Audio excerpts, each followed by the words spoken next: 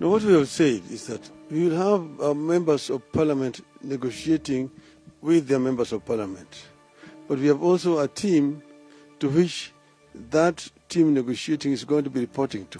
To many, the ultimate betrayer in history is Judas Iscariot, who sold Jesus Christ for 30 silver coins. However, for Kenyans at the moment, the biggest betrayer is Raila Odinga. Odinga siwezi kuita hata baba. Wewe ni Raila Odinga, wewe ni baba. Wewe watoto wako kuite baba. Na mimi nataka nikuambie kitu moja. Kwa wewe unafaa utengeleze hii Kenya na wewe unaharibu hii Kenya. Alafu tena wewe 2027 utakuja hapa na unataka kusimama. Na ndio utakuja hapa viboko. Hiyo na tukuambia for free. Raundi hiyo unaona ule mwana kuchapanga Mombasa. Na tutakutandika. Ukiniua saa hii tutakupatana na mbinguni. Na Raila Odinga kuna siku utaingia mbinguni. Wewe ndio utakuwa moto itachakuwa na kishia. Wewe ndio utakuwa kuni na itakuwa choma wa Kenya. Wale Mungu mmoja mnakwenda nikipata Raila Odinga kwa gate ya watu wanaenda kwa Mungu. Mimi tafadhali nirudi jehanamu nichomeke. Mwambie tupatane. Sasa siende na mtu mwenye anapeleka watu kwa shimo. Bwana tuangaliane ukweli. Bwana, wewe uko na pesa, uko na kampuni hapa nini? Industry. Ushapeleka wajaluo ngapi hapa? Wajaluo wanateseka hapa Msoma. Wakina biro wamebeba vizungu hapa kwa mifuko. Wakina Samo kuna vizungu hapa wamebeba kwa mifuko. Wakina Paradishift wamebeba vizungu. Odinga has long been regarded as a symbol of democracy and a champion of good governance in Kenya. Yet following the recent Gen Z protests, his stance has left Kenyans divided. Kenyans expected the opposition leader to join them in opposing President Ruto's government, which has consistently criticized since Ruto assumed office in 2022. Contrary to these expectations, Odinga has urged Kenyans not to push for Ruto's resignation and instead to seek dialogue with the president to resolve the current political tensions. Ruto goes, then what? Ruto may go, then Gachagua takes over implementing bad policies. Ruto can also say, "I am tired. Let the military generals take over." Then the country begins to go through what Egypt went through after Tahrir Square. Ruto must go cannot be an end. It is a time of crisis like this that a country needs to talk. We are not doing it to save Ruto. We are doing it to save Kenyans, Raila said in a statement. Now, Odinga's latest statement indicates a significant shift, diverging from the prevailing public sentiments. His remarks on maintaining President Ruto in power has sparked political division, with some accusing him of being a political fraud, while others support his call for dialogue. Following Raila Odinga's statement on Ruto's stay in power, this is what Kenyans had to say. Boniface Mwangi wrote on Twitter saying, Raila has shown a willingness to join Zakayo's regime, and because of that, from today the regime will be more ruthless on media, citizens and anyone who dares to speak the truth. Because of Raila's support, Zakayos will muzzle the press, defy Katiba, brutalize and kill us. Another person said, Raila Odinga has become a disgrace to this nation. His greed and selfishness is way beyond borders. I'm not defending Kalonzo Musyoka, but Gen Zs didn't go to die in the streets for ODM Tumbocrats to benefit. We are going to recall MPs from both sides. I want to thank God for opening my eyes to the fraud that is ODM party and Raila Odinga. Today marks the end of my loyalty and affiliation to that scammer Raila Odinga. I have consistently voted for him since I first voted in 2007.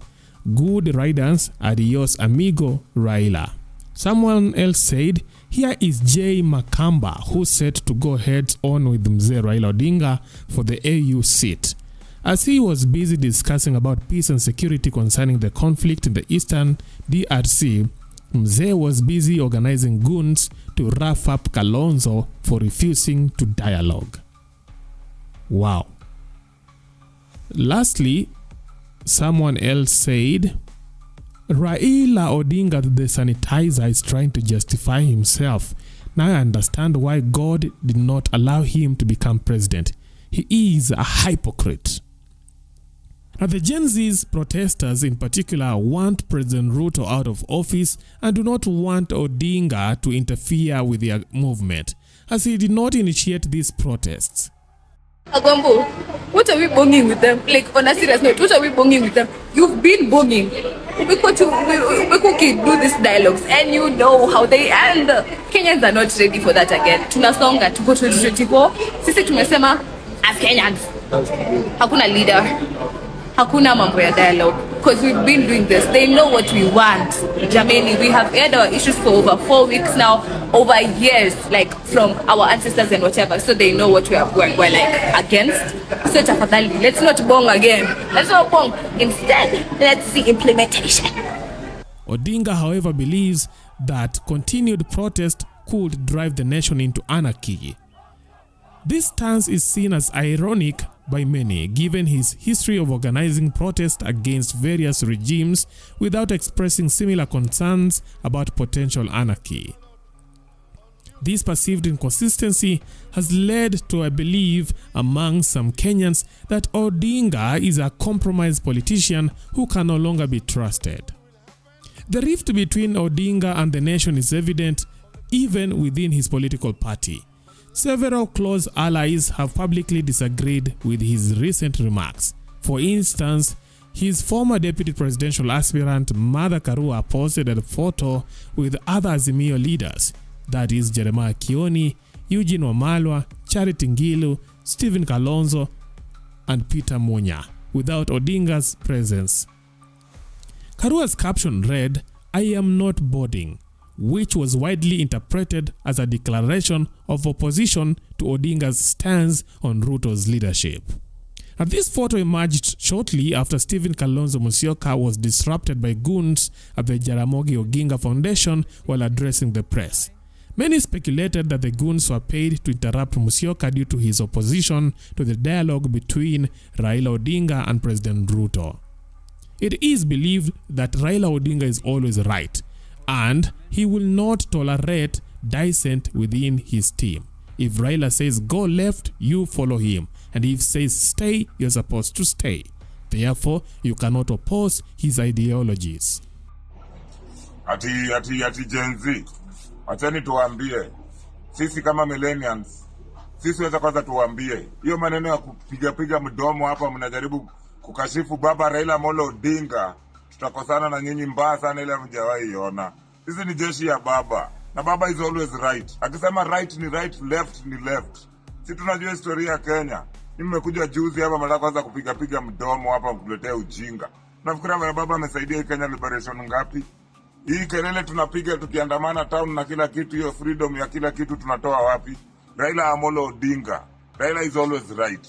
Vile mnajua hapo awali jogoo tingatinga iliingia kwa jogoo, ikatingisha mabawa zote zikapayuka huko, inchi ikakuwa sawa.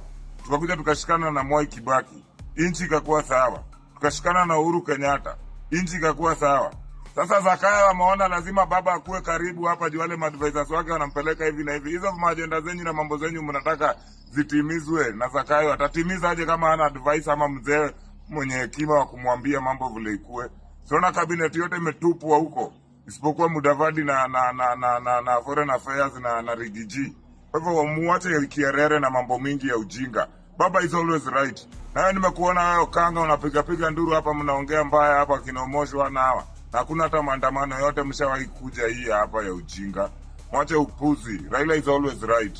Na baba, sisi tuko na wewe na tumefurahia. Na Zakayo ametii. Na tunaendelea hivyo na tunaendelea. Kwa hivyo Gen Z ya ujingaji, nilikuwa nasikia mnasema sijui mnataka kuoccupy Orange House. Occupy Orange House at your own risk. Occupy Orange House at your own risk, mpatane na magunzi. Mtapatana na magunzi. Na sasa muache hiyo ujinga. Muache hiyo ujinga kabisa. Raila Odinga siku zote. Now, the meeting shared by Karua with the absence of Oginga has fueled speculations that a new party might be forming, potentially challenging both Odinga and President Ruto's anticipated government of national unity.